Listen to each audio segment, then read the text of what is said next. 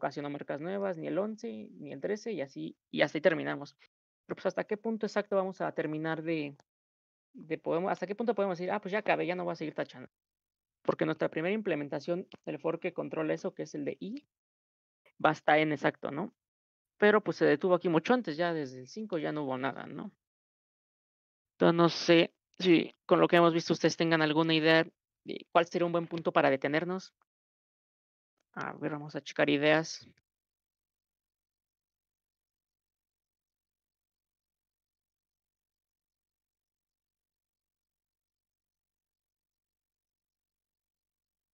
Los únicos primos aquí que tacharon fue el 2 y el 3, ¿no?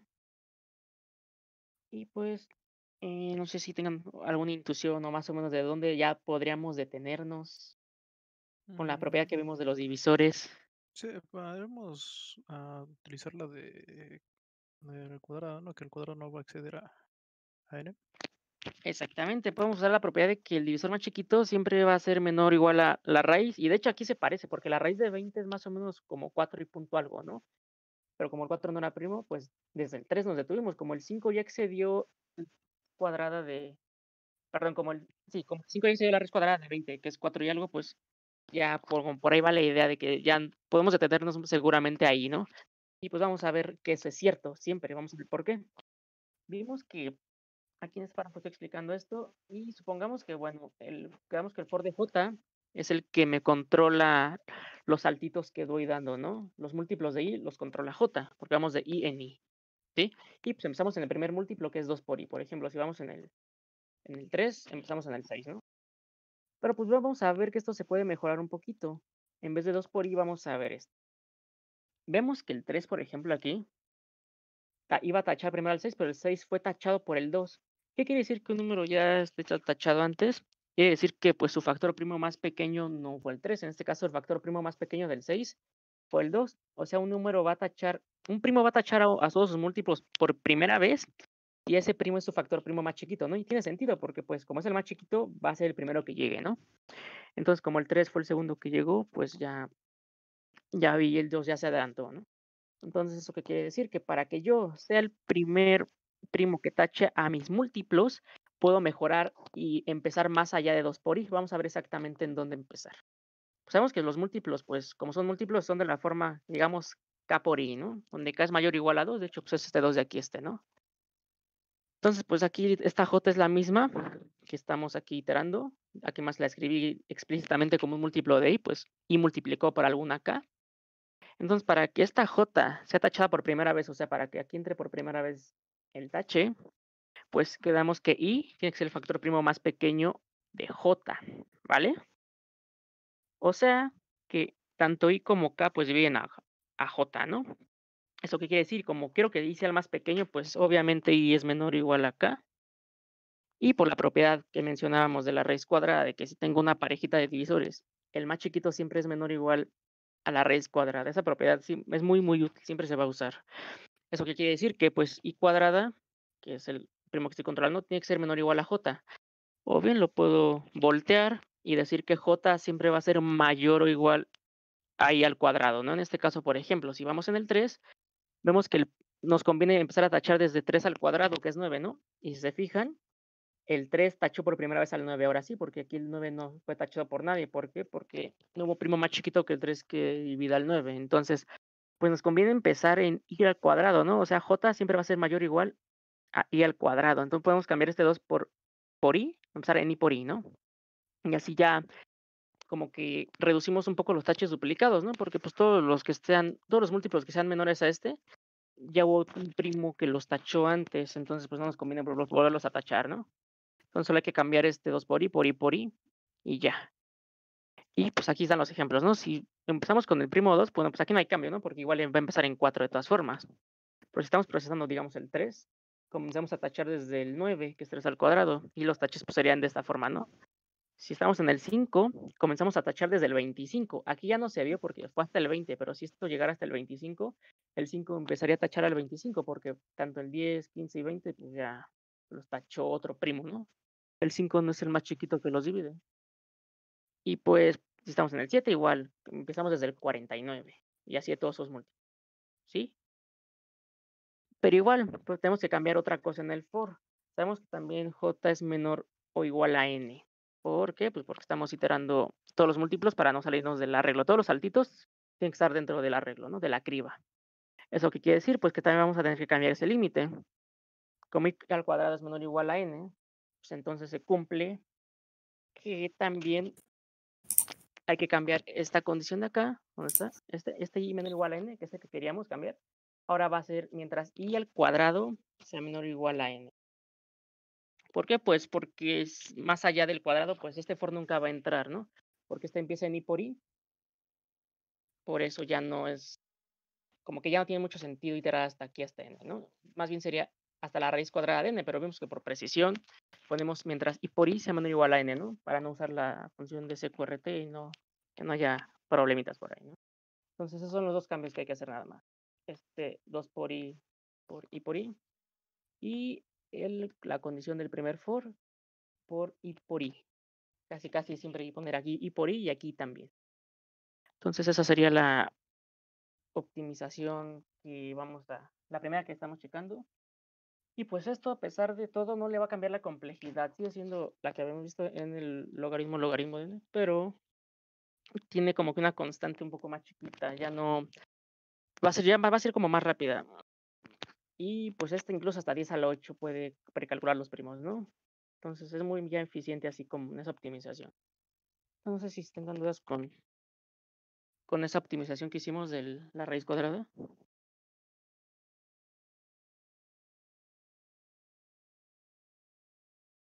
Ok, entonces vamos a checar otra optimización más. Otra que usualmente se aplica y que ya incluso podría ser opcional, pero es muy común verla en algunas implementaciones, es considerar los números pares aparte.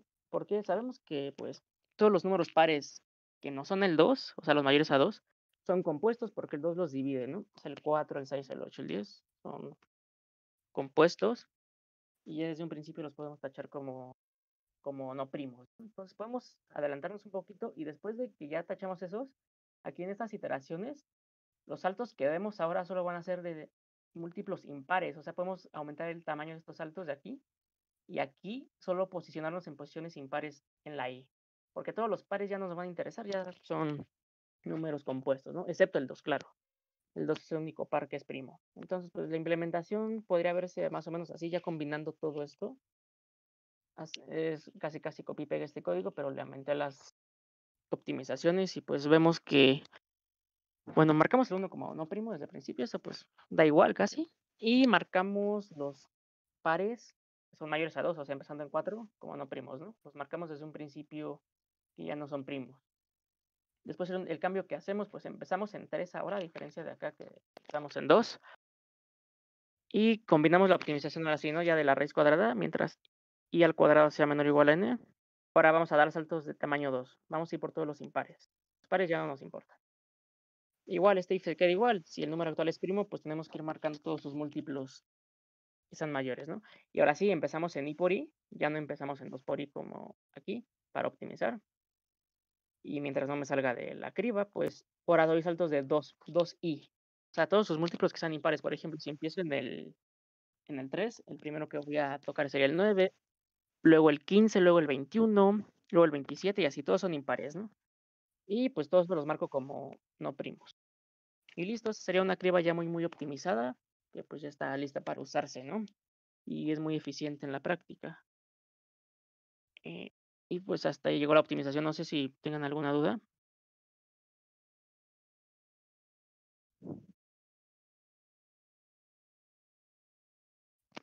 Muy bien, entonces ahora vamos a ver lo que sigue. Sí, que alguien iba a hablar. Sí, yo no entendí muy bien. Si me puedes Claro, explicar. ¿qué parte? Bueno, creo que aquí tienes como, tomas en cuenta primero los que son pares, ¿no? Y es como que ya a partir más o menos como en los saltos. Sí, es como que trato de dividir entre 2 el trabajo que voy a hacer, porque, pues, los pares ya sé que siempre son compuestos, los que son mayores al 2. Entonces, pues, los saltos que voy a ir haciendo en la criba original ya solo son de tamaño impar. Por ejemplo, empiezo en el 3 y ahora todos los múltiplos del 3 que voy a ir dando los saltitos pues siempre van a ser impares, ya no van a ser pares, porque todos los pares ya los taché aquí desde antes, ¿no? Acá abajo, aquí en esta parte. Y por eso aquí es que doy saltos de tamaño impar, los saltos principales que son las I's, y luego las J's, que empiezo en I por I. Este I por I pues, es la optimización que vimos de la raíz cuadrada. Aquí, pues mientras no me salga del arreglo, voy a ir dando saltitos, pero ahora de 2 por I. Este 2 por I es diferente al I de aquí, o sea, como I es impar, pues siempre los saltos que voy a ir dando van a ser de tamaño del doble y siempre voy a ir cayendo en números impares, siempre, siempre. Los pares ya los taché aquí arriba, ¿no? Entonces no sé si más o menos quedó un poquito más claro o quieres que lo volvamos a checar. No, sí. Vale, vale. Sí, por aquí preguntan cuándo es el tamaño máximo que se le puede dar a un arreglo. Pues en memoria yo creo que un vector de enteros, de booleanos llega, según yo, hasta 10 a la 9, pero claro, ya es mucha memoria, ya son algunos cuantos gigas. Pero bueno, en memoria en 10 a la 8 todavía está muy bien porque, a ver, veamos, vamos a hacer el cálculo rápido.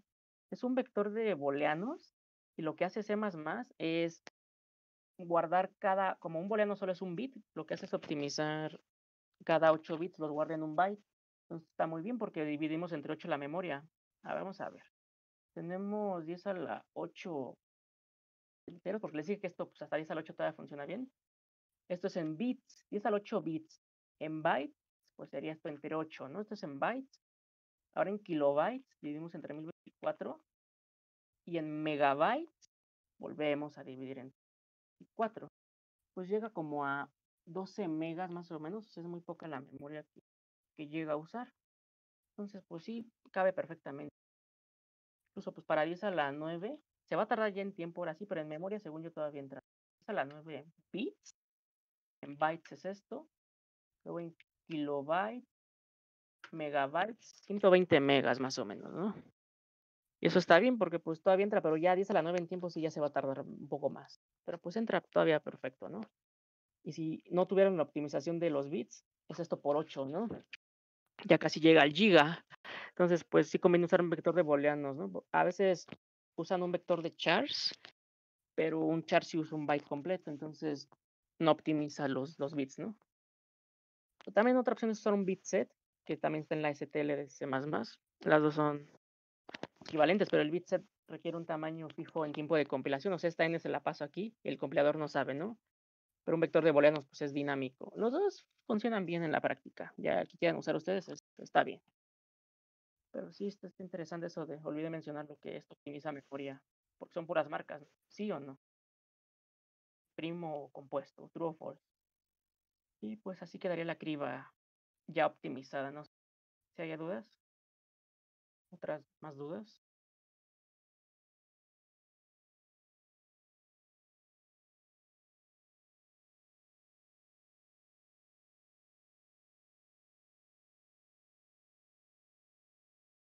Ok, entonces ahora, recordemos que el promedio original era obtener los primos sean menores o iguales a n, ¿no? Aquí cuando recordamos el algoritmo 1, pues lo que hacía era hacer un arreglo de primos, y por cada uno que encontrara como primo lo metíamos al arreglo. Como tal, esta criba pues todavía no nos dice quiénes son los primos así explícitamente, nos dice en cada posición, ¿soy primo o no soy primo?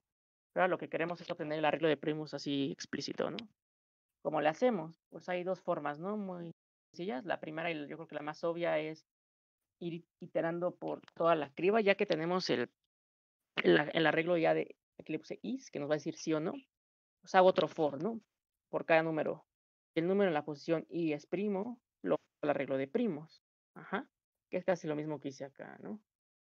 Voy por todos y pregunto si es primo, lo meto al arreglo. Pero pues aquí la pregunta ya es diferente, simplemente consulto la posición en i de la criba, o sea, llamo a este método, al de la criba, hagan de cuenta pues que este código este código depende de este, ¿no? Y ya, con eso puedo ver ya ahora sí explícitamente el arreglo de los primos siendo un vectorcito, ¿no? Y así ya los tengo calculados ya, y ya resolví el problema que queríamos. Y hasta tengo de a dos, puedo consultar en la tabla de la criba o ya en el arreglo si los quiero iterar directamente, ¿no? Pero pues hay otra forma de obtenerlos, pero las dos casi son equivalentes. Bien, vamos a ver las dos. La otra forma de obtener los primos es directamente obtenerlos mientras tachamos. ¿Cómo le vamos a hacer? Podemos ir, por ejemplo, aquí, vamos a regresarnos tantito al ejemplo. Pues vimos que aquí detectamos los primos desde que empezamos a tachar. Vimos que el 2 es el primero que no está tachado. Y pues el 2 ya sabemos que es primo y tachamos todos sus múltiplos, ¿no? Luego sigue el 3, no está tachado, pues igual, todos sus múltiplos. Entonces los podemos ir metiendo al mismo tiempo que los vamos encontrando. ¿Cómo le vamos a hacer? Pues aquí en esta parte, simplemente lo que podemos hacer, bueno, esto ya es con igual podemos combinar la optimización de número par o no, es opcional ya si se les hace más cómodo hacerlo directo, porque el código queda un poco más corto, pueden implementarlo ya como ustedes quieran. Pero bueno, yo casi siempre lo implemento con la optimización, ¿no? Entonces lo que hago es directamente, bueno, en primo marco los que son múltiplos de 2 como no primos, y el 2 lo meto al arreglo así a mano, porque pues como los pares los proceso aparte, lo tengo que procesar aparte, ¿no? Entonces meto el 2 aparte y luego ¿qué hago? Es casi una pequeña modificación del algoritmo 3 de acá arribita. Solo le agregué unas líneas. Digo, si yo soy primo, por principal, directamente lo voy a meter al arreglo de primos, ¿sí? Y al final lo devuelvo, pero este código tiene otro pequeño cambio. Ya no puedo aquí en este for de i ponerle i por i, porque si no, no voy a meter todos los primos, ¿no? Solo voy a meter los primos hasta la raíz cuadrada, pero yo quiero todos. Si se fijan aquí en la optimización, aquí era i por i, ¿no? Pero si los quiero ir obteniendo al mismo tiempo, le quito ese i por i y solo lo dejo que sea i menor o igual a n. Pero esto realmente no va a afectar en nada. ¿Por qué? Porque el chequeo de i por i lo voy a hacer abajito con otro if. Sí, esto lo hago simplemente para que se vayan metiendo al mismo tiempo que voy checando en la criba. Y pregunto, si i por i es menor o igual a n, pues ahora sí, ya itero en j. Este for es idéntico al de aquí arribita. Este de aquí. Aquí una pequeña observación es que i por i a veces se puede desbordar. Entonces lo que hago es lo paso a long long. Y ahora sí, ¿no? Porque si la n fuera hasta, no sé, a la 7, que es podría estar a la 14. Entonces, para hacer el chequeo, tengo que pasarlo para que no se desborde. Solo es por seguridad, ¿no? Y ya, si se cumple, pues ya entro al for de j. Aquí ya no es necesario hacer el casteo porque esto ya está garantizado que cabe en un entero por este if. Y tacho. Y al final devuelvo los primos. Entonces, son las dos formas de obtener los primos directamente o bien después de haberlos calculado con la criba en las posiciones, ¿no? Las dos funcionan correctas, ya ustedes la que ustedes quieran programar, pues, y es cuestión de cada uno. Pero pues las dos son equivalentes. Sí, aquí todo bien.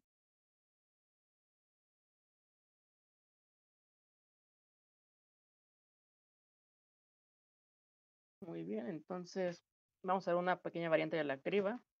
Ahora vamos a ver la criba de divisores. Recordemos que antes ya habíamos visto cómo sacar los divisores de un número individual en el tema anterior. Entonces ahora queremos hacer algo muy similar. Vamos a resolver el siguiente problema. Vamos a hallar el número de divisores, pero para todos los números en un cierto rango, digamos de 1 a n, ¿no? Lo mismo que en la criba, pero ahora quiero solo saber para cada posición cuántos divisores tiene ese número. Y quiero hacer eso para todos los números entre 1 y n. Entonces, a una pequeña pausa. Se escucha un poquito de eco, no sé quién sea. Me escucho a mí mismo.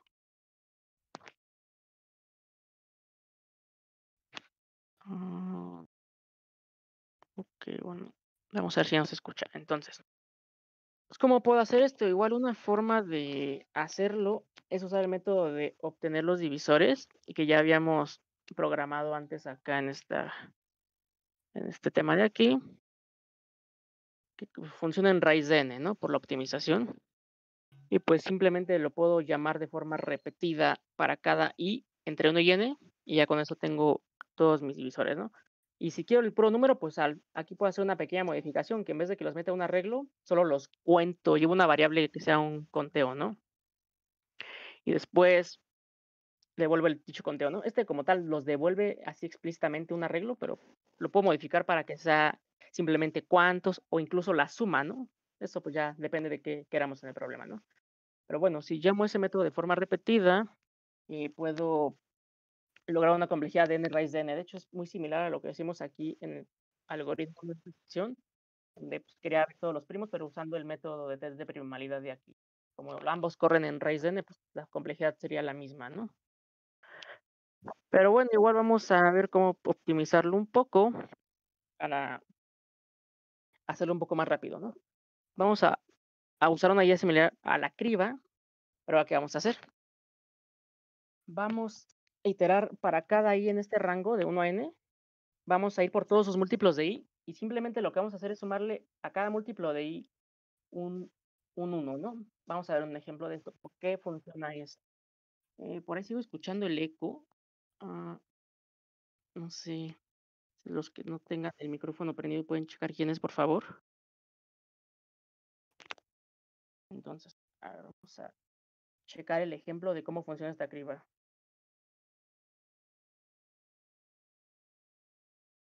Supongamos que queremos hallar el número de divisores de entre 1 y 7, o sea, para cada número entre 1 y 7 queremos hallar todos ellos. Entonces, vamos a empezar con una regla inicializada en ceros, con 7 posiciones. ¿Y qué vamos a hacer? Por cada múltiplo de que tengamos, a ver, deme un segundito.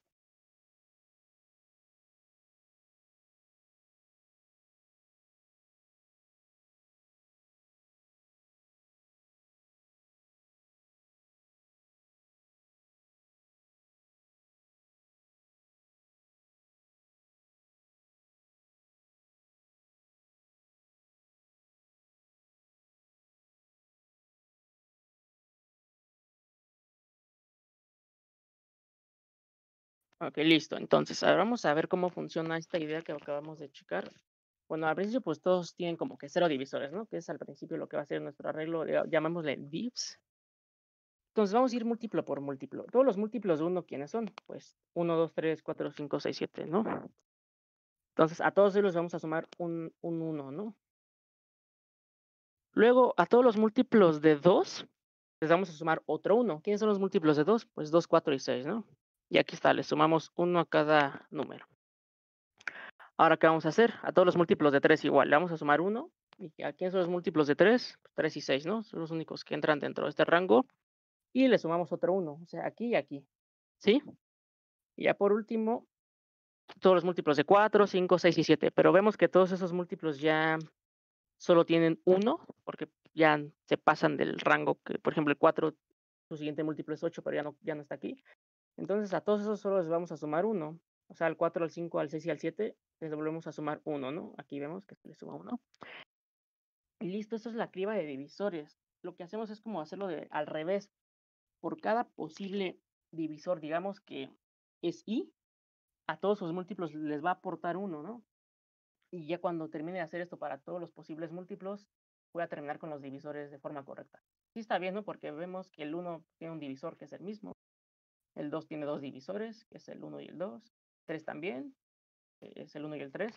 El 4 tiene 3 divisores, ¿no? El 1, el 2 y el 4. El 5 pues tiene 2 divisores nada más, el 1 y el 5. El 6 tiene 4, que es 1, 2, 3 y 6. El 7 tiene 2, ¿no? El 1 y el 7. Y pues vemos que esto pues funciona de forma correcta. Una pequeña explicación de por qué funciona es la siguiente, es la idea ya un poquito más formal. Pues para cada i que vamos iterando en el for principal, pues todos sus múltiplos se pueden expresar como i por j, ¿no? Entonces, si este número al que vamos a ir dando los saltitos, digamos i subíndice j, sabemos que i es un divisor, ¿no? Lo que ya habíamos dicho, por ejemplo, si estamos iterando todos los múltiplos de 2, sabemos que el 2 es divisor de todos sus múltiplos, ¿no? Por definición. El 2 es divisor de 2, de 4 y de 6. Entonces, el 2 le va a aportar un divisor a todos esos. Entonces, pues, i divide a cada uno de sus múltiplos y es por eso que esto funciona de forma correcta, ¿no? Y pues implementar esto está mucho más rápido, solo son 2 for anidados y ya terminamos. Hacemos un arreglo que va a ser la respuesta, el número de divisores. Recordemos que el n más 1 es porque empieza en 0 y el 0 pues es como una posición basura, ¿no? Pero realmente tenemos n más 1 posiciones, pero solo n son usables, ¿no? Y después, ¿qué hacemos? Pues los saldos principales que son en, corremos así un for directo, 1 a n, y luego por cada múltiplo de i vamos a irle sumando 1 en posición en la que voy saltando y listo. Al final, al terminar de hacer eso, tengo todos los divisores precalculados. Bueno, en este caso es el puro número, ¿no? Y ya con eso te resuelvo el problema. ¿Y qué complejidad tiene esto? Es muy similar a la criba, de hecho es un poco más sencilla. Pues, por ejemplo, cuando voy por los múltiplos de 1, di n saltos, ¿no? De hecho, aquí di 7 saltos. Luego, para todos los múltiplos de 2, solo di 3 saltos. Eso es aproximadamente n entre 2, ¿no? Luego, para todos los múltiplos de 3, di solo 2 saltitos, ¿no? 3 y 6. Eso es aproximadamente n entre 3. Sí, ¿no? Porque 7 entre 3 es 2 y algo, pero pues le sacamos piso y ya da el 2. Y así sucesivamente, para todos los múltiplos de 4, pues di n entre 4 y así, ¿no? Así hasta que llegue a n entre n. Que ahí solo di un salto. Y a partir de ahí ya se acaba el algoritmo. Esto aproximadamente aquí es igual. Puedo factorizar la n y me queda que n va a multiplicar a 1 más un medio más un tercio y así hasta que llega a 1 entre n. Pero igual se puede demostrar que esta suma de aquí adentro se le conoce como la suma armónica y asintóticamente es igual al logaritmo de n. Igual se puede demostrar con cálculo, con una integral, pero bueno, esa sí la pueden checar ustedes. Aparte, nada más pónganle así suma armónica y les va a salir muchas propiedades de esa suma. Pero pues lo que nos importa aquí es que eso es logaritmo de n, ¿no? Aproximadamente. Y como esto multiplica al n, pues la complejidad de toda esta criba es n log n, la cual es mejor que n raíz de n, ¿no? Usando el método del obtener divisores, ¿no? Es mejor que esa, pero vemos que la criba es un poco mejor, ¿no? Tiene un doble logaritmo. Logaritmo, logaritmo. Y esta solo tiene un logaritmo. Pero a pesar de eso sigue siendo buena. ¿Por qué tiene un solo logaritmo? Pues porque aquí no son los primos, aquí son todos los números, sin importar si es primo o no. Por ejemplo, el 4 también apareció, aunque no es primo. Y tiene sentido, ¿no? Porque pues como son todos los números, voy a hacer más iteraciones y sabemos que pues los números primos son cada vez más raros. Por ejemplo, acá cuando vimos la complejidad de la criba, la suma era solo sobre los primos, entre 2, entre 3, entre 5, y aquí sobre todos los naturales, ¿no? Acá abajo. Entonces tiene sentido que sea un poquito mayor que la anterior, ¿no? Y listo, esa sería la criba. Tiene pues igual sus variantes. Por ejemplo, si en vez de querer el número de divisores, quiero la suma de divisores, lo único que tengo que hacer es cambiar esta línea, ¿no? En vez de sumarle 1, pues le sumo i, donde i pues, es el divisor, ¿no? Y así ya obtengo la suma de divisores. Si quiero, no sé, la suma de los cuadrados de los divisores, pues le pongo más igual i por i, ¿no? O la suma de los cubos o cualquier función en términos del divisor, pues aquí le aporto su suma, ¿no? O incluso puedo obtener los divisores como tal, pero habría que cambiar pues, esto por un vector de vectores, ¿no? Acá. Y en vez de sumarle 1, sumarle i, pues le hago un pushback, que es como anexarle el divisor i a j, ¿no? Porque pues, recordemos que i divide a j. Entonces esto pues se puede variar de muchísimas maneras, ya depende de qué necesiten, ¿no? Y pues queremos los divisores como tal, solo hay que cambiar esto por un vector de vector. Y ya sería el único cambio. El cambio es ya sea aquí o aquí. Y pues esta es una variante de la criba, ¿no? Que de hecho es más sencilla que la de primos porque aquí no hay ningún i. Pues es muy sencilla de programar, son prácticamente 4 o 5 líneas, dar las llavecitas. Y listo, con eso ya resolvemos el problema de esta sección. No sé si hasta aquí tengan dudas.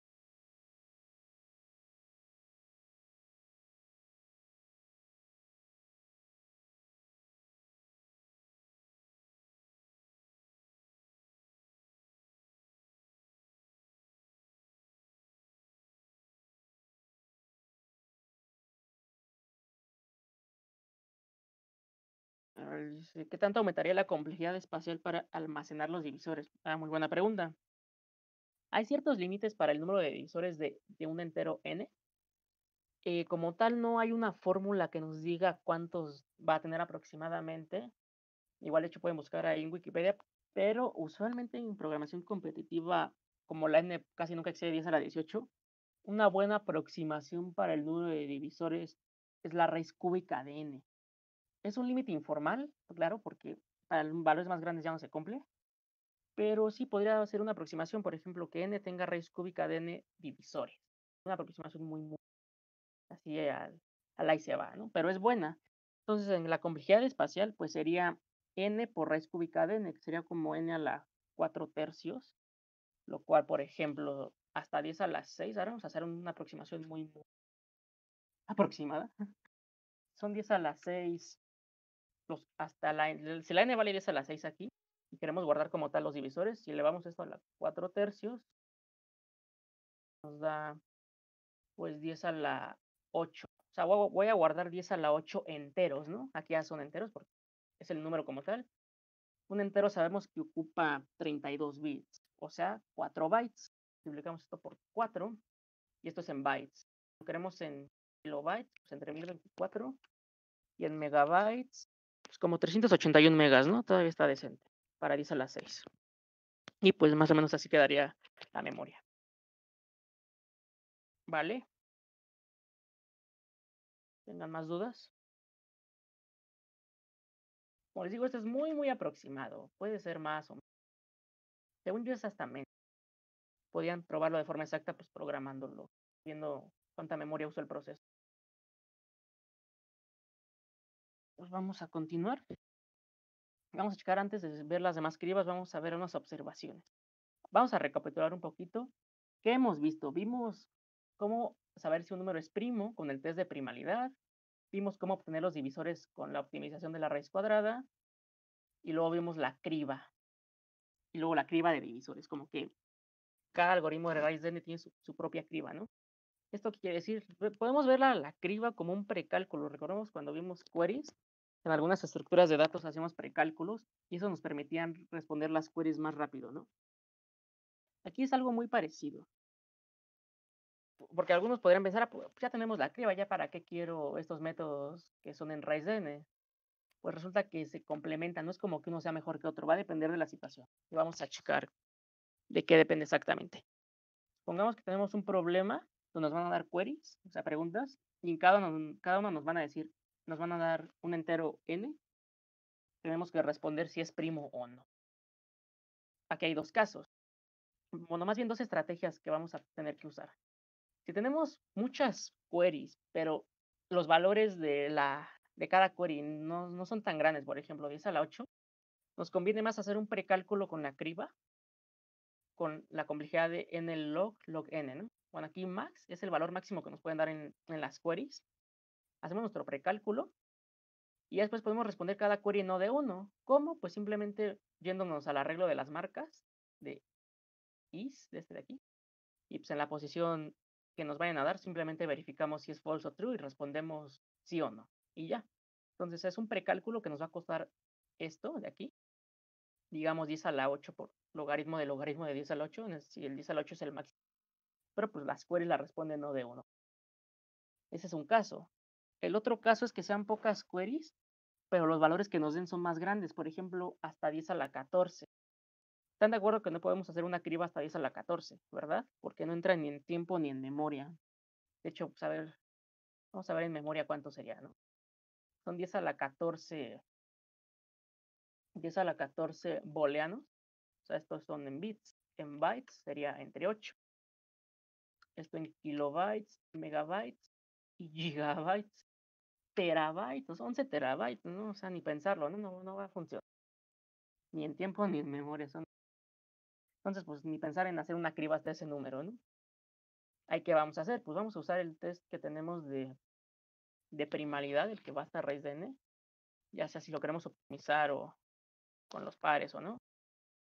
Y pues no hay precálculo, pero las queries me van a costar raíz de n, ¿no? Es por eso que si son pocas queries, pero los valores son grandotes, nos conviene la otra forma. Y son los dos casos que tenemos que distinguir. O sea, usar lo que más nos convenga. Ya tenemos hasta aquí pues, ya varias herramientas que hemos visto. Y pues hay que combinarlas, no es que una siempre sea mejor que la otra. E igual, supongamos que ahora el problema pues es, te doy muchas queries y te voy a decir en cada una, dime cuántos divisores tiene la n que te voy a dar en cada query. Igual si la n va hasta, no sé, 10 a la 7, pues los precalculo con la criba. Pero si son pocas queries, pero los valores de n son muy grandes, pues uso el método, el primerito que vimos de obtener divisores, ¿no? Si queremos, como les dije, la suma, en vez de un vector, simplemente ser un entero o un long, dependiendo qué tan grande sea la n. Y pues en vez del pushback serían sumitas, ¿no? Recordando este if, claro, este if siempre va. ¿Sí? Y revolvemos la suma. Y pues cuestión de analizar bien qué nos pide el problema y lo que más nos convenga. Entonces, hasta aquí, ¿todo bien?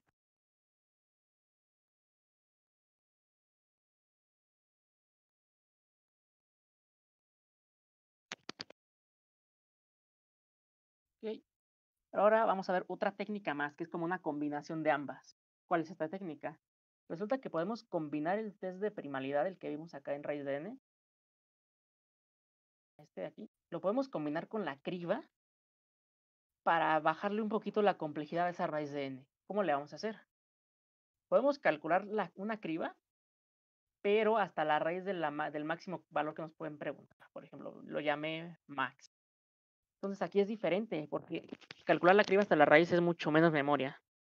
Y ahora, pues ya vimos, ¿no? Que en la propiedad de la criba de la clase pasada, que basta con ver que los primos anteriores a mí no me dividan para que yo sea primo. Si se fijan en este test que ya está optimizado en raíz de n, checo en todos, ¿no? Desde empezando en 2 y mientras d al cuadrado no exceda n, checo. Y si lo divide ya es false. Pero pues no hace falta checar con todos los números en este rango. Puedo checar con los puros primos en este rango. De hecho, aquí es lo que... ¿Y qué voy a hacer? Pues nada más cambiamos aquí está la implementación. Precalculo mis primos solo hasta la raíz del máximo. Mucho cuidado que es hasta la raíz, es diferente. Y cambio aquí en este test, cambio el for. En vez de iterar por todos, puedo hacer un for each e itero por todos los primos, ¿no? Entonces precalculo el arreglo de primos una vez nada más con la criba antes de que llame esta función. Y veo si mi primo al cuadrado excede n, ya no hago nada. Es como esta condición de aquí. Esta de aquí. Solo que ahora la puse aquí en un if aparte, ¿no? Se puede poner en el mismo for, pero bueno, a mí me gusta un poco más así. En vez de hacer un for each, hacemos un for normal que itere por los primos y agregamos esta condición acá arriba. Pero bueno, siento que así se entiende un poquito más. Entonces, si el cuadrado de mi primo me excede, ya no tiene sentido, ¿no? Porque solo quiero buscar números hasta la raíz de n. Y después este chequeo es el mismo de acá. Si mi primo me divide, ya soy compuesto. Digo que ya no soy este mismo chequeo de aquí, pero ahora solo con los puros primos. Y pues si llegué hasta este punto es lo mismo. En este de acá. ¿Y esto cuánto me va a costar? La complejidad ahora va a bajar de raíz de n a raíz de n entre un logaritmo. Aquí es entre. Cuidado, no es multiplicación, es una división. Y pues esto, aunque no es tanto, se nota a veces. Me va a costar un precálculo pues de raíz de valor máximo que quiero preguntar aquí, pero mis queries van a bajar a esto. La demostración de por qué baja esto, pues las voy a decir un poquito más adelante, así muy general, pero se debe prácticamente a que como hay menos primos que números en este rango, por ejemplo aquí, pues hay raíz de n números más o menos. Pero pues el número de primos tiene que ser menor, porque pues por eso hice la optimización en primer lugar, para no tener que iterar por todos. Y ese cociente entre todos los números y entre cuántos primos hay, es más o menos ese logaritmo extra que está dividiendo aquí, ¿no? Esta división. Como hay menos, pues va a disminuir. Y listo, esta es otra combinación que podemos hacer aquí tanto de la criba como del test. Esto entra en memoria perfectamente, porque si las queries fueran hasta 10 a la 14, solo necesito los primos hasta la raíz. En este caso sería 10 a la 7. Y eso pues perfectamente va a funcionar. Y es una forma adicional. Ya es cuestión de analizar bien el problema que pide, los límites y checar qué nos conviene usar. Ya tenemos ya más herramientas aquí en nuestra cajita de herramientas. Entonces, pues no sé si tengan duda. Y por aquí preguntan, ¿para eso no lo tendrías que sumar el precálculo? Ah, claro que sí, hay que hacer un precálculo de raíz del máximo y cada query me va a costar esto. Sí, todo tiene un costo. Pero a veces si son algunas queries, un número considerable, sí se ve la diferencia. Hagan de cuenta que el precálculo es una query más, ¿no? Porque el precálculo solo se hace una vez, no lo voy a hacer cada vez que pregunte. Aquí, de hecho, le puse precalcular. No se hace en cada llamada. Es un precálculo. Hagan de cuenta que esa es una variable global, ¿no? Esto de los primos de aquí. Y pues sí, es como una query más, pero si son muchas queries, pues no se va a notar. Se va a notar más este efecto de aquí. Pues, ¿más dudas?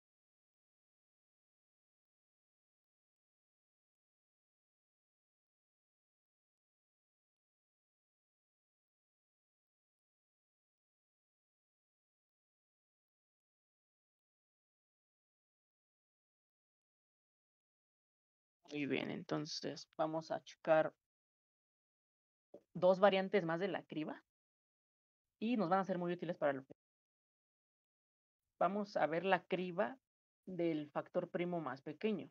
¿Esta criba qué nos va a decir? Pues igual, para cada número entre 1 y n, queremos encontrar su factor primo o su divisor primo. Factor y divisor son sinónimos. Queremos encontrar su divisor primo más pequeño. O sea, el número primo más pequeño en la lista de divisores de este número. Vamos a ver ejemplos. Vamos a llamarle LP, en inglés es lowest prime, usualmente así para abreviar. Después este arreglo va a ser el factor primo más pequeño de... Unos ejemplos son, pues, el factor primo más pequeño del 2 tiene que ser 2, ¿no? Porque no hay otro primo que lo divida. Igual el del 3 es 3. Pero ahora el del 4, fíjense, el primo más chiquito que divide el 4, pues 2. El primo más chiquito que divide al 5 es 5. El primo más chico que divide al 6 es 2. Porque de hecho 6 es 2 por 3. El factor primo más chiquito del 7 es 7. El factor más chiquito del 8 es 2. 8 es 2 al cubo. El factor más chiquito del 9 es 3. Y el factor más chiquito del 10 es 2. Porque 10 es 2 por 5. Entonces, no sé si se entienda bien qué significa el factor primo más pequeño. ¿Se entiende lo que vamos a resolver ahorita?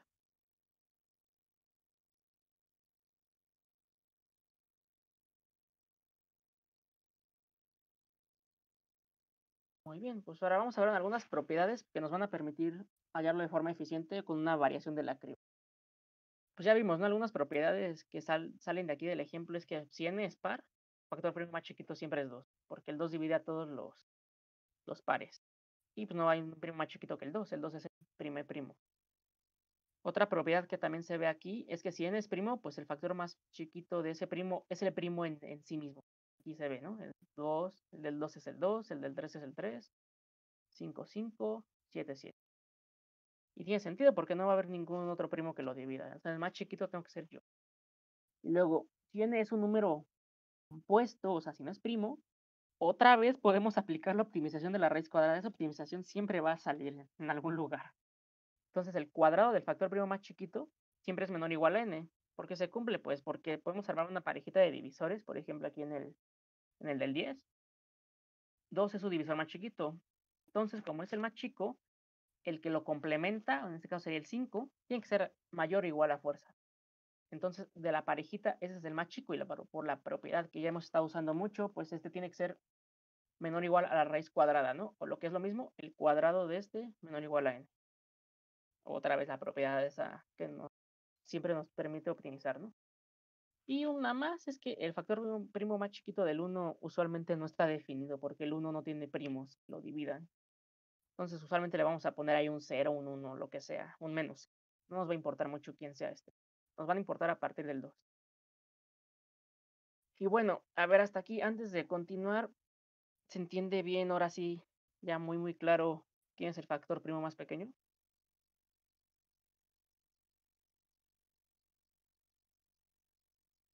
Vale, entonces ahora sí, a ver, vamos a ver qué ideas se les ocurren para poderlo calcular con la criba. Recordemos que aquí en la criba, por aquí salió ese concepto aquí cuando la estábamos optimizando. Algo del factor primo más chiquito, ¿no? De aquí dice que está tachado por primera vez, entonces y es el factor primo más pequeño de j. Entonces podemos como que aprovechar un poco esas propiedades de la criba, de por qué funciona, para hacerle un cambio y poderla modificar para que ahora en vez de decir si un número es primo o no, nos diga el factor primo más chiquito. Por ahí dicen que si en vez de tacharlo le ponemos el número que lo tacha. Exactamente. Tiene que ser un cambio ahí. Ya no es un arreglo de booleanos, tiene que ser un arreglo de enteros. Y también dicen que cuando hacemos la criba, marcar el primo que tachó ese número compuesto. Sí, pues ambas ideas son equivalentes. Ahora, en vez de hacer marquitas de un tache, vamos a marcar quién me tacha. Y listo. Es casi el único cambio que hay que hacer. Vamos a ver cómo queda.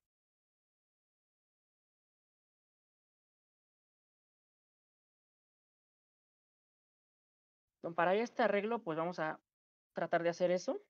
En lugar de tener el arreglo de booleanos que le llamamos is, vamos a reemplazarlo ahora con un arreglo de enteros. Igual le voy a llamar LP de lowest prime.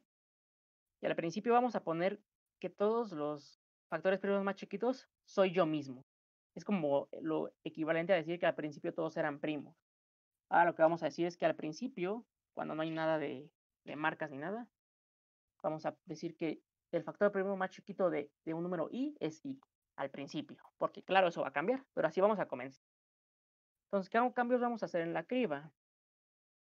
Para empezar, ahora, ¿cómo sabemos si un número es primo? Recordemos acá en el algoritmo 3 que en la línea 8 checábamos, pues si yo soy primo, la regla en la posición i true, soy primo, pero ahora ya no puedo usar eso porque ya no tengo booleanos. ¿Qué voy a usar? Pues la propiedad de que si la propiedad de aquí, donde está, de que si n es primo, pues su factor primo más chiquito es el mismo. Eso va a ser lo equivalente. Entonces, esa condición la voy a reemplazar por esta, que si el lowest prime de i es i, o sea, el mismo, es primo. Son equivalentes a las condiciones, ¿no? Por esta propiedad. ¿Qué otro cambio tengo que hacer? Lo de los taches, ¿no? Ahora, recordemos que aquí en la línea 13 marcaba que ya no es un número primo, porque j es un múltiplo de i. Ahora, ¿qué voy a hacer? En vez de poner un false, voy a poner quién me tachó. En este caso es i. I está tachando a j. Pero aquí hay una pequeña observación. Recordemos que aquí con esta optimización de i por i, como que evitamos taches duplicados, pero sigue habiendo a pesar de todo. Va a haber menos, pero no evitamos por completo tachar más de una vez un número. Solo reducimos el número. Por lo tanto, entonces puede que más de un primo tache a una j igual. ¿Cómo le hacemos? Pues por definición, si queremos el factor primo más chiquito, ¿con quién nos quedamos? Si varios me están tachando, pues me quedo con el mínimo de todos ellos, porque pues quiero el más chiquito. Entonces, si uno me tachó y luego llega otro y también me quiere tachar, pues checo si ya había alguien antes que me tachó y me quedo con el mínimo. Es decir, pues simplemente llamo a la función del mínimo. O sea, el mínimo del que ya tenía o del que me está tachando ahorita. Como al principio, pues todos los lowest prime son iguales a ellos mismos, esto solo va a disminuir. Y pues aquí puede disminuir. Y pues listo, es el único cambio que hay que hacer. Y opcionalmente, en caso de que queramos utilizar la optimización de los números pares, que es opcional, también tenemos que marcar que el factor primo más chiquito de los pares es el 2, ¿no? Por esta propiedad. En caso solo de que queramos usar esa optimización. Si no les gusta esa optimización, no la pongan. Es cuestión de cada quien. Aquí puse un ejemplo de cómo funciona para que visualicemos el algoritmo. Al principio, pues supongamos que queremos hallar igual otra vez el factor primo más chico del 1 al 20. Y así se ve el arreglo al principio. Cada posición tiene el mismo valor de su índice. Entonces, pues, si tenemos que empezamos en el 2, entonces todos los múltiplos de 2 los vamos a marcar con un 2, ¿vale? Aquí están en rojo. O sea, el factor primo más chiquito del 4 es 2, 7 es 2, 8 es 2, 10 es 2, y así hasta donde alcance allí. Listo, después me muevo al 3. Como el factor primo más chiquito del 3 es 3, 3 es primo, y marco todos sus múltiplos, pero ya comenzando en la raíz cuadrada, ¿no? Con esa optimización. Y por i, esta de aquí. Entonces el 3 va a comenzar en el 9. Y listo. El 9 le va a poner un 3. Luego, si no usamos la optimización de los números pares, del 9 me voy al 12. Ya vieron cómo se pueden duplicar los taches aún así. Entonces va a tratar de ponerle un 3 al 12, pero pues en el 12 ya había un 2. Entonces, ¿quién es el mínimo de 2 y 3? 2, ¿no? Entonces me dejo el 2, no el 3.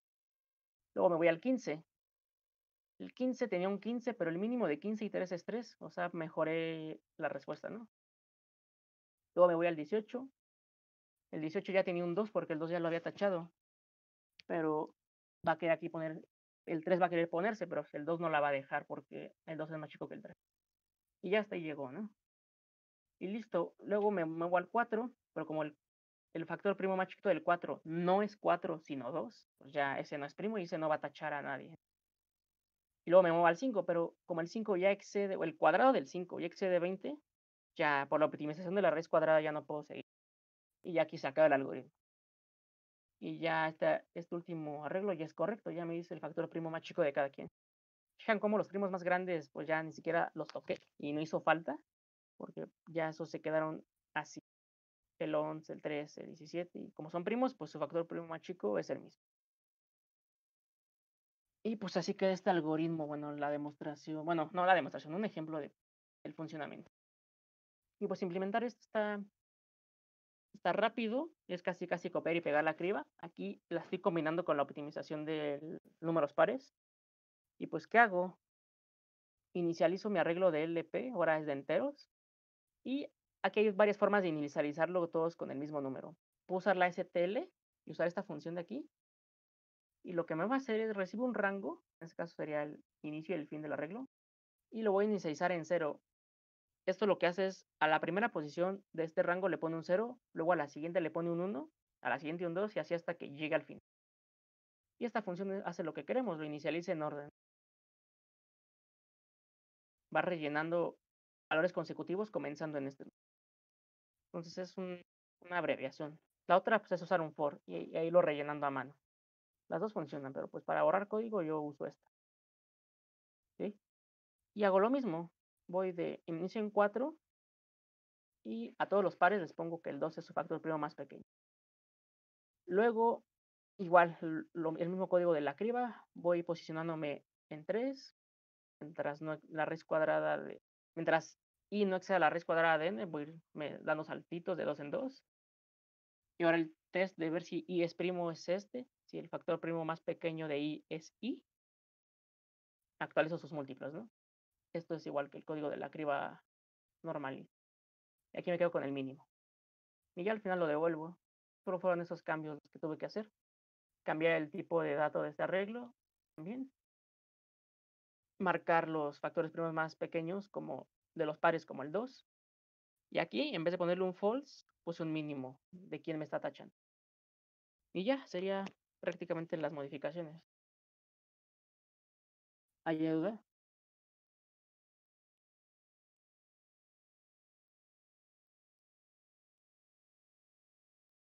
Y pues la complejidad sigue siendo la misma porque no estoy cambiando el número de iteraciones. Solo que en memoria, pues aquí ya no es entre 8 porque ya es uno de enteros. Es lo único que cambia, pero pues en tiempo es igual.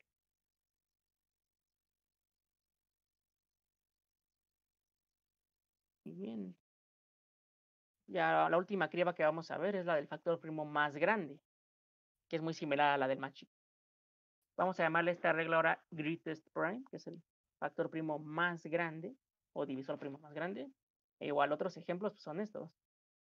Vemos que en los primos sigue siendo el mismo, ¿no? El factor primo más grande, porque como solo tiene un primo, pues el más chico y el más grande tienen que ser iguales.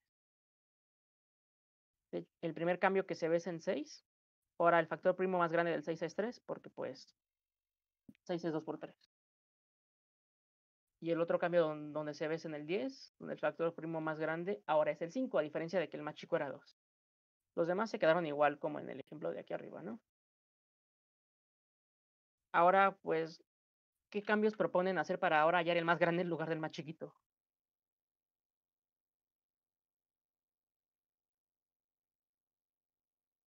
Podría ser que el segundo for en vez de que empiece en i por i, empiece desde i y termine en i por i.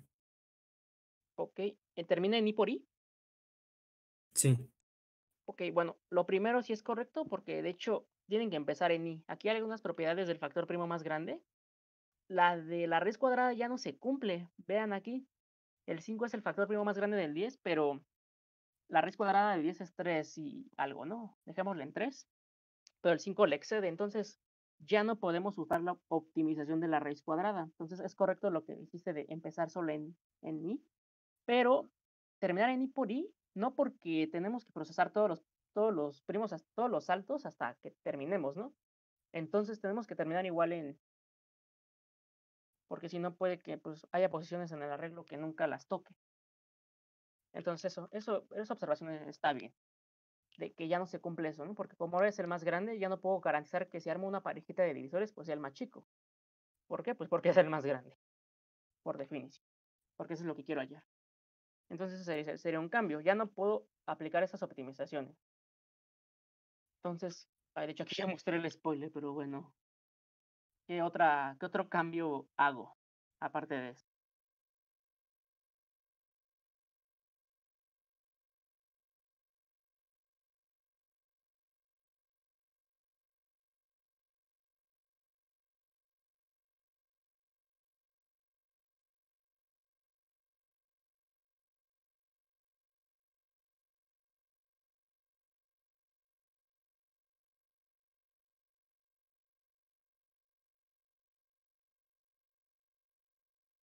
Por aquí dicen cambiar mínimo por máximo, podría ser. De hecho, hay una forma de implementarlo donde sí se usa el máximo, pero aquí hay un detallito.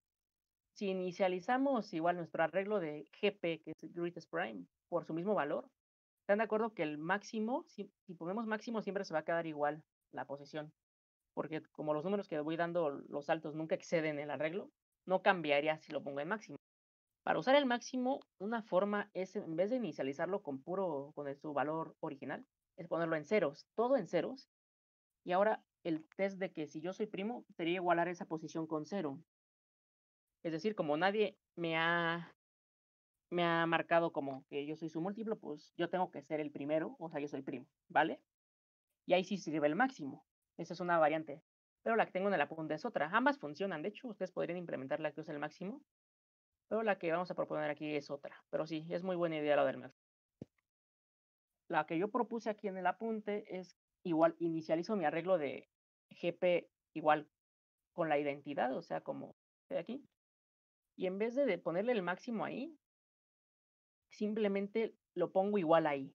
Nada más. No pongo ni mínimo ni máximo, solo pongo igual ahí. ¿Por qué funciona eso? Porque como las is las voy iterando en orden, están de acuerdo que el último que llegue tiene que ser el máximo. Eso siempre va a ser cierto. Y entonces no pongo el máximo y pongo directamente ahí. Y la implementación queda muy sencilla. Esto no cambia, de hecho, igual lo inicializo con los números consecutivos e itero. Aquí ya no hay la optimización de la raíz cuadrada, ya esa ya no, aquí ya no se cumple. De hecho, aquí lo escribí, ya no se cumple esto. Ni tampoco la de los números pares. El factor primo más pequeño de un número par no necesariamente es par. De hecho, aquí se ve. El del 6 es 3, pero el 3 es impar. Entonces, esa optimización aquí ya no sirve. Y hago, esto es lo mismo. Pregunto, si yo soy primo, marco todos mis múltiplos. ¿Puedo empezar en i o en 2 por i? Eso no cambia mucho. Porque al final de cuentas, si empiezo en i, como marcarme el número que yo ya tenía. Entonces empiezo en 2 por i y mientras no me salga de la criba, doy saltitos de i en i y actualizo. Y listo, así quedaría. La variante que aquí estábamos comentando es que en lugar de inicializar esto en consecutivos, lo inicializo en ceros, o sea, borro esta línea, porque por default esto tiene ceros, así con esto de aquí. Y aquí la pregunta sería, en vez de preguntar si es igual a i, lo pregunto si es igual a 0. Si es igual a 0, me tengo que actualizar, o sea, iré una línea adicional, borro esta, pero aquí iré una adicional, que sería pues que el factor primo más grande de i es i, porque es la primera vez que alguien lo va a tachar. Y aquí, ahora sí, pongo el máximo de lo que ya tenía y de ahí. Son las dos formas posibles. Ustedes podrían implementar la otra y verificar que sí funciona. Ya se les quedaría como un ejercicio. Pero pues las dos son equivalentes y sí, pues me está gustando eso de que estemos analizando varias formas de hacer lo mismo, ¿no? Eso es muy bueno. Porque en los problemas luego hay más variantes de cribas, hay un montón de variantes. Pero pues aquí les mostré las más comunes y como que la lógica detrás de cada una. Si se fijan, todas se basan en lo mismo, en tachar los múltiplos o irlos marcando de alguna forma. Todas las cribas son con la misma idea. Ya ustedes se podrán encontrar más variantes, ¿no? De acuerdo a lo que les pide el pro. Pero pues sí, así se hay el factor primo más grande. Igual esto tiene una complejidad de n por logaritmo de logaritmo, no cambia. Y hasta aquí llegaría el de cribas. No sé si haya dudas hasta aquí.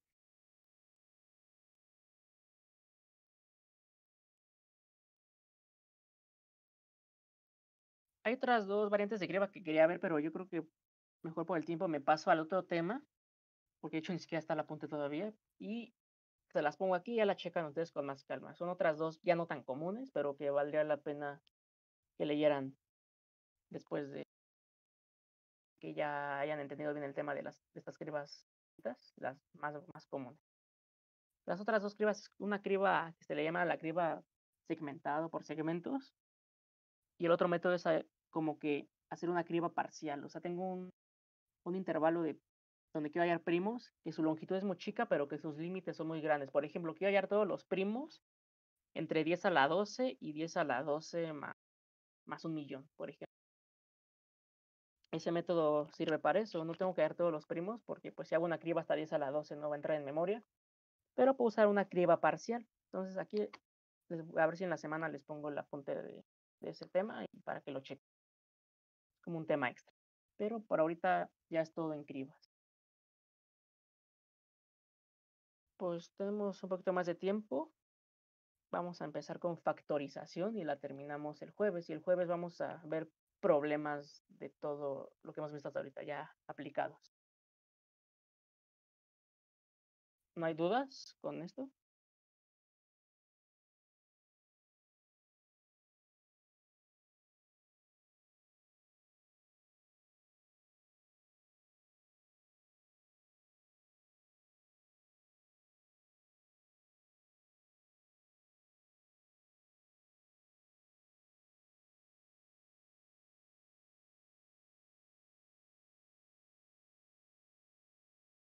Que básicamente es como que ir aplicando lo que ya vimos.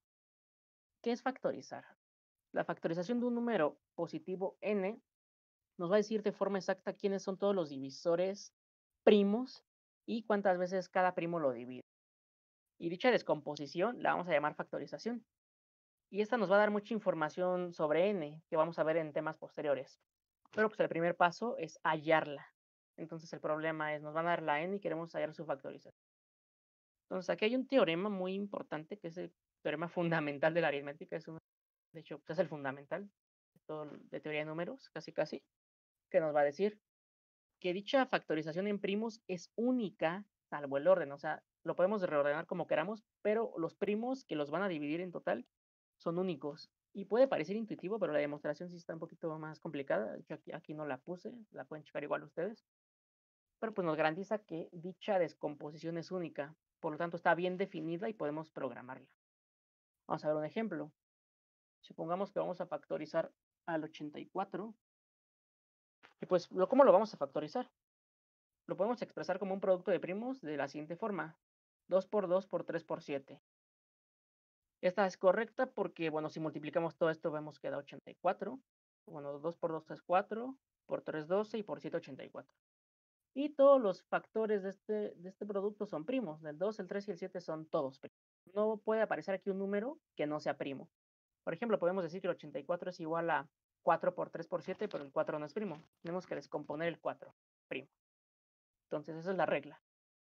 Y pues el teorema nos dice que no vamos a hallar otros primos en esta factorización. Esto va a ser único. Claro, salvo que el orden puede ir primero el 7, luego el 3. El orden pues sí puede variar, pero ¿cuál es uso? Eso no va a cambiar, nunca. No vamos a hallar otra descomposición. Y eso pues por este teorema. Y pues por convención, los primos que se repiten, por ejemplo, aquí el 2 se repite 2 veces, lo ponemos como un exponente. Ponemos 2 a la 2 por 3 por 7. Por ejemplo, tuviéramos 3 veces el 2, pues sería 2 a la 3, ¿no? Y así, el exponente básicamente indica cuántas veces se repite, o lo que también se le conoce, pues su multiplicidad. Y si no se pone exponente, pues se entiende que es 1. Son las leyes de los exponentes. Entonces, es por eso que también los números primos son muy, muy importantes, porque son los bloques que construyen a los otros números que no son primos. De hecho, pues por eso se les llama compuestos a los otros primos, porque están compuestos de primos. Por esta factorización, el 84, pues claramente se ve que no es primo, porque está compuesto de estos primos. Por eso se le llaman así, números compuestos. Entonces, los primos son como que los átomos, los bloquecitos que ya no se pueden seguir dividiendo más, y los que son la base para construir todos los números naturales. Y pues de hecho aquí también una pequeña observación. Aquí les dije en la clase pasada que el 1 no era primo por conveniencia. Y aquí se ve. Porque si el 1 fuera primo, este teorema ya es falso. Porque la representación ya no sería única. Si el 1 fuera primo, podríamos poner aquí un 1 por todo esto, ¿no? Y pues multiplicar por 1 no cambia. Pero también podríamos poner, no sé, 1 por 1. Y eso ya es otra forma. O podríamos poner 1 por 1 por 1. O las veces que queramos el 1. Infinitas veces. Pues eso ya, todas esas formas son distintas y ya no son únicas. Es por eso que por conveniencia y por facilidad lo que viene, el 1 no es primo. Otra razón más para que el 1 no sea primo. ¿Y cuál sería la factorización del 1? Como tal, el 1 no tiene factorización y se considera que su descomposición en primos es el producto vacío. O sea, como que una lista vacía de factores. Es el único número así. Entonces, no sé si tengan dudas con lo que significa factorizar un número.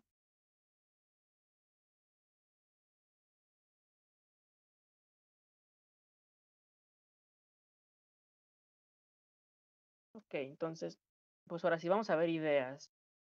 Con lo que hemos visto, ¿qué ideas se le ocurren para poder factorizarlo? Vamos a ir checando ideas. Este apunte todavía no se los paso hasta el final de la clase para que ahorita respondamos las preguntas y vayamos viendo cómo combinar.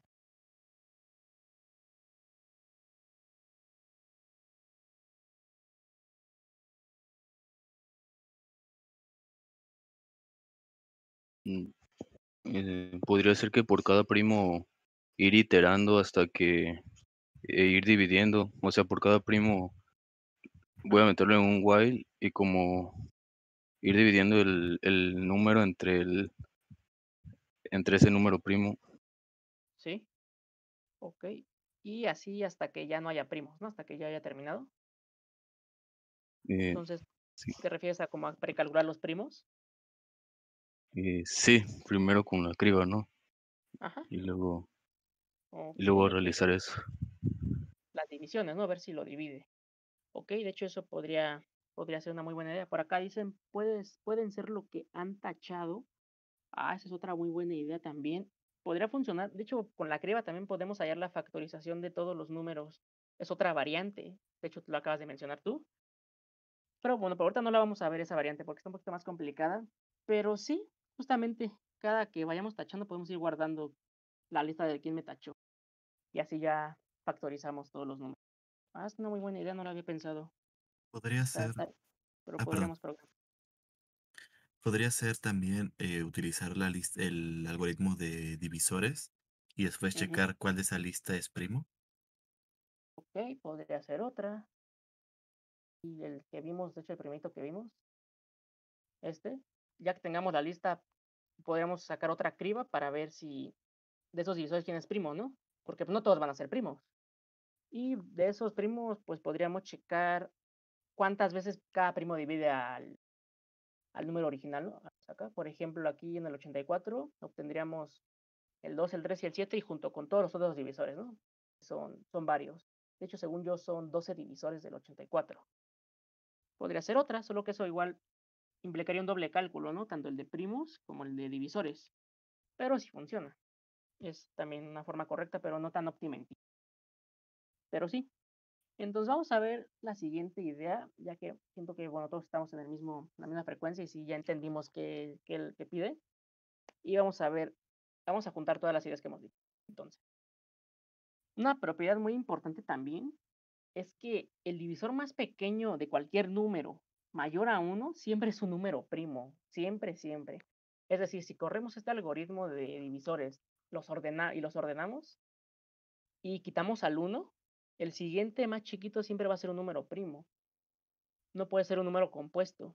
De forma informal, ¿por qué? Porque si fuera un número compuesto, lo podemos factorizar y me quedan dos primos más chiquitos. Y hago eso hasta que ya no se pueda. Entonces, es un hecho que parecería simple, pero de hecho yo cuando lo leí sí me sorprendí un poco porque dije, pues, ¿por qué siempre es primo?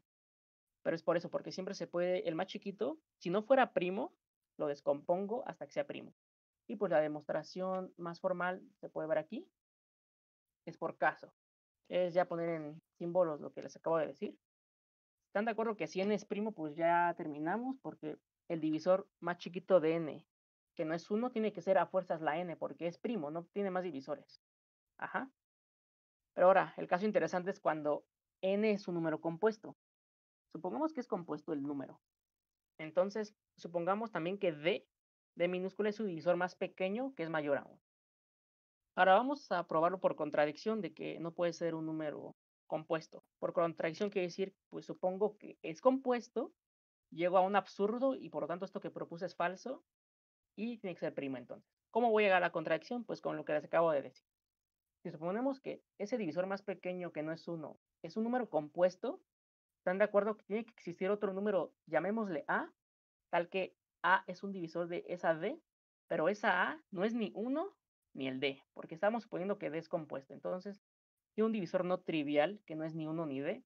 Entonces, esa A que lo divide está estrictamente entre 1 y D. ¿Hasta ahí todo bien?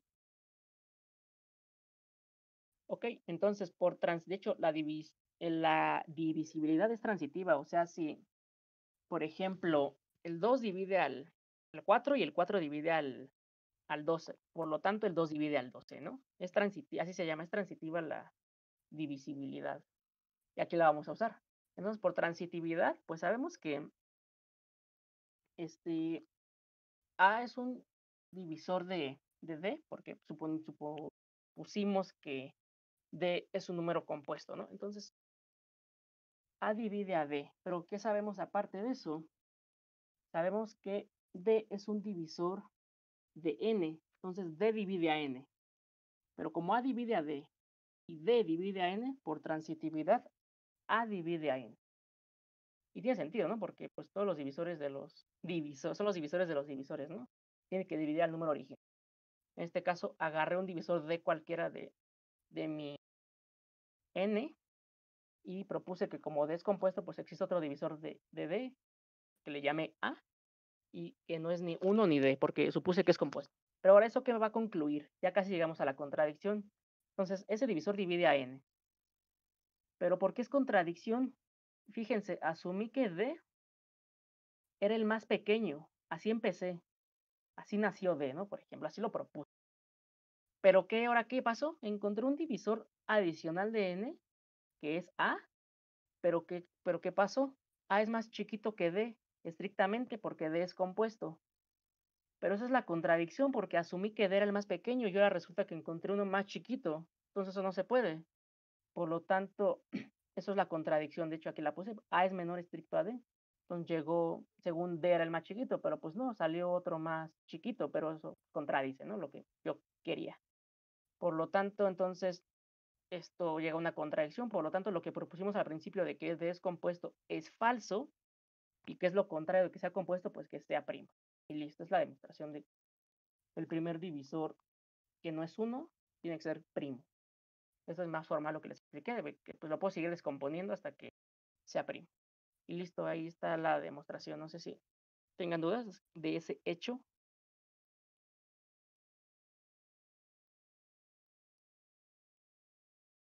Entonces, ¿eso de qué me va a ayudar? Esto casi se puede traducir a código. Es lo que me gusta a veces de las demostraciones, que nos dicen cómo hacer las cosas, nos dan detalles.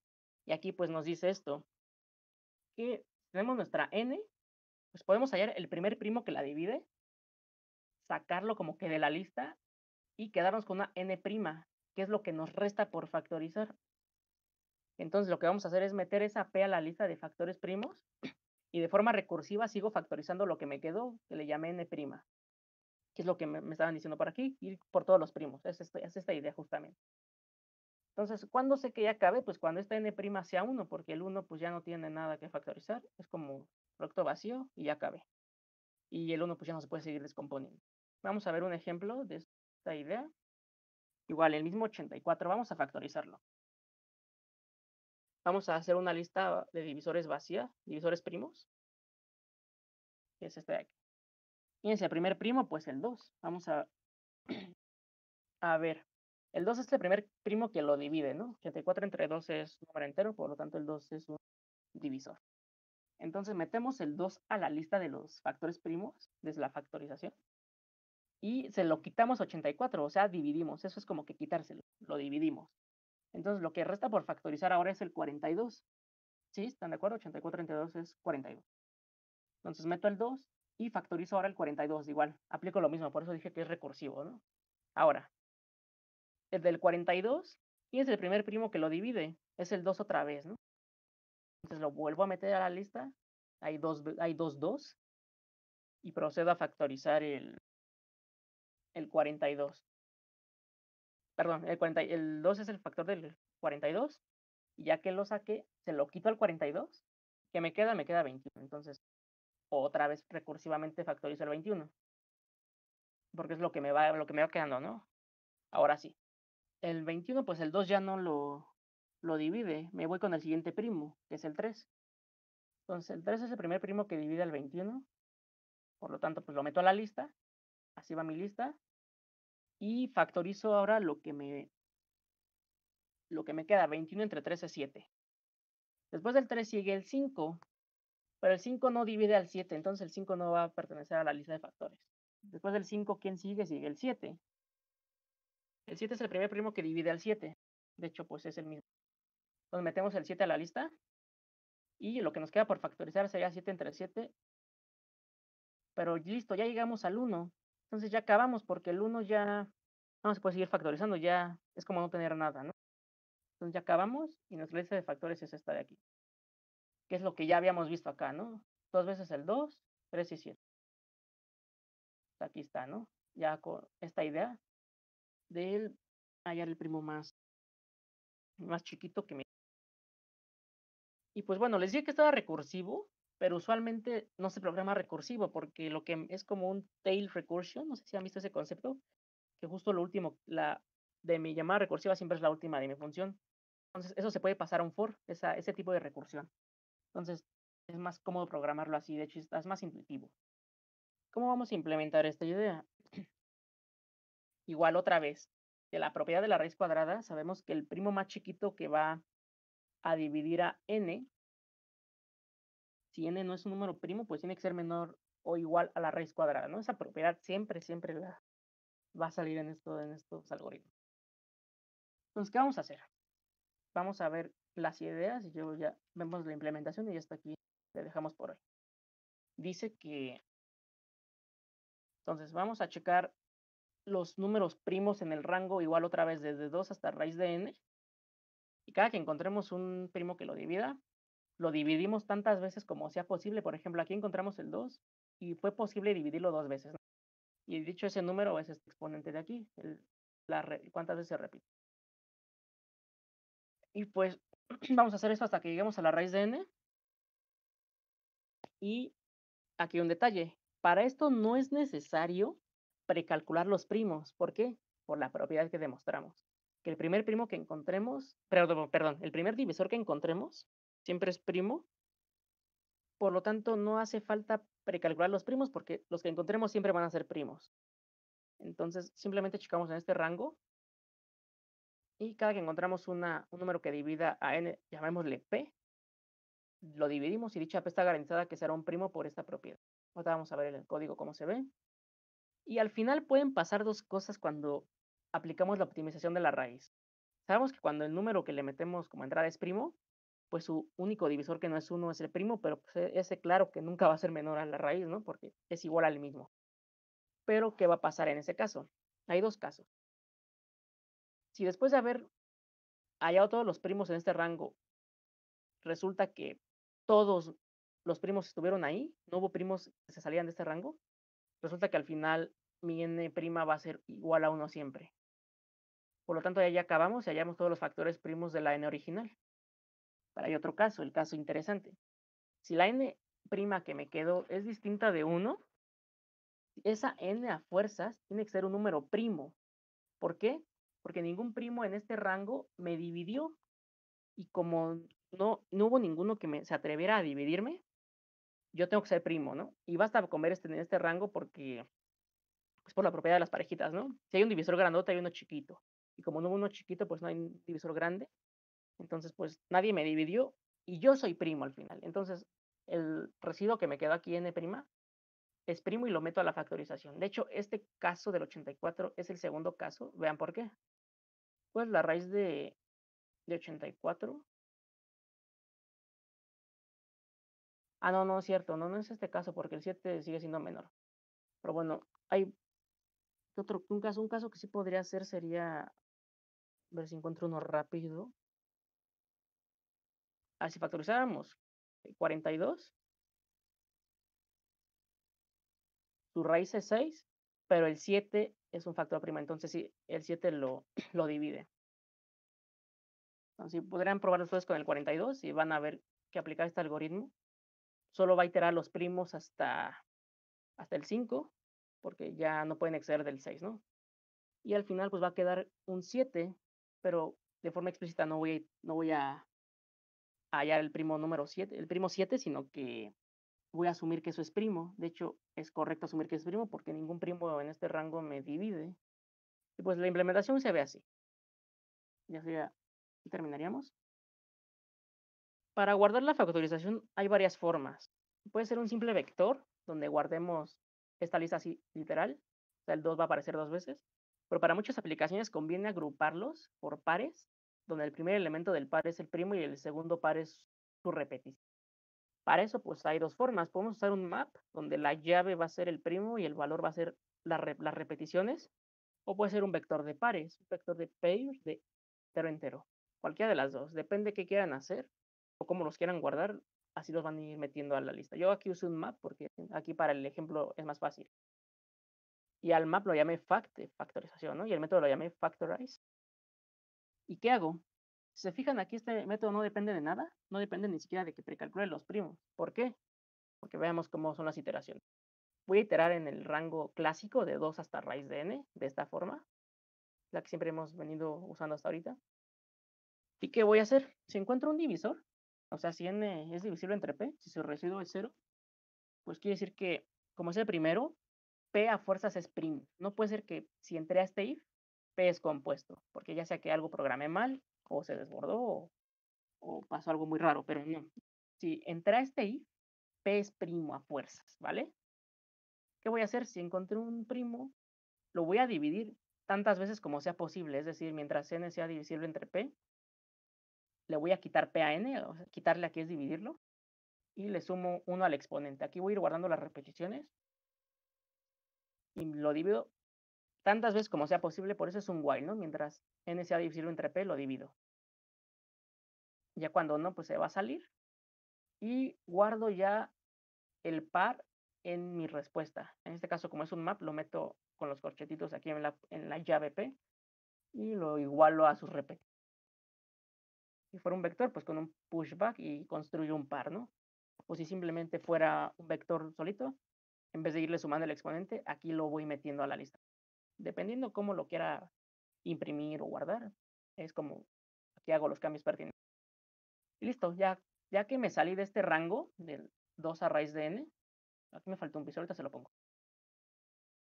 Pasa el caso, si mi n fue mayor a 1, quiere decir que no lo terminé de factorizar por completo.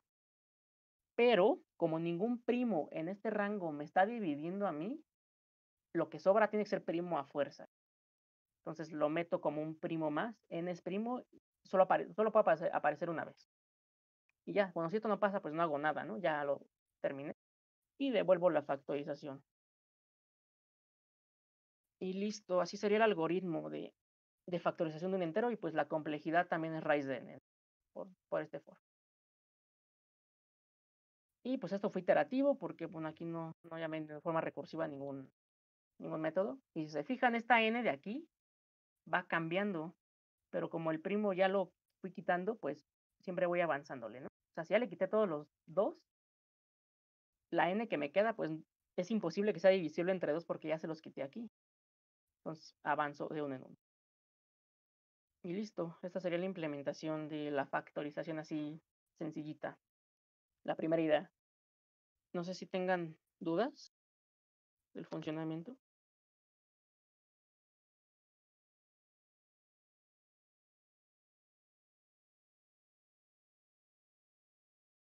Y entonces, sería interesante que implementáramos la idea que mencionaron aquí de que conforme vayamos tachando en la criba, vayamos guardando los factores, o sea, que esto fuera un vector de vectores. Nunca lo he implementado, estaría interesante que lo intentaran y me digan qué pasó ahí, qué resulta. Según yo sí funciona. Una forma muy interesante. Pero pues este método es con raíz de n y este pues igual funciona hasta 10 a la 14, ¿no? Otra vez, ya se fijaron, tenemos como que un método en raíz de n que no requiere precálculo, pero es para valores grandes pero su complejidad es raíz de n. Ya la siguiente clase veremos cómo combinar la criba con todo esto y ver si un precálculo nos puede ayudar para responder queries, ¿no? Pero pues por hoy sería todo. El jueves terminamos de ver factorización y vamos a ver uno que otro problemita. No sé si hasta aquí tengan dudas, si todo bien con las clases, si subimos rápido, muy lento, si todo está bien, comentarios, dudas.